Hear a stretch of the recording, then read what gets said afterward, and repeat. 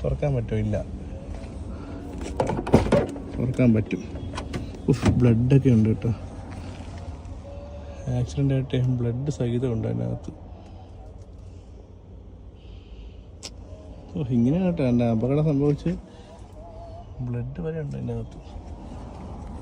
American accident ആണ് ഇതെല്ലാം. ടിഗോൺ അല്ലേ?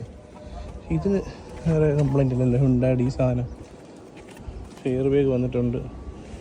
ഇവിടെയാണ് ഇടിച്ചത്. സൈഡില്ല.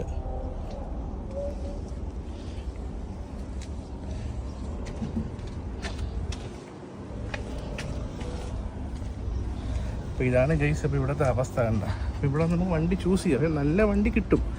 എല്ലാ വണ്ടിയും മോശമൊന്നുമല്ല. നല്ല കിടിലൻ വണ്ടികളൊക്കെ ഇവിടെ തന്നെ കാണും.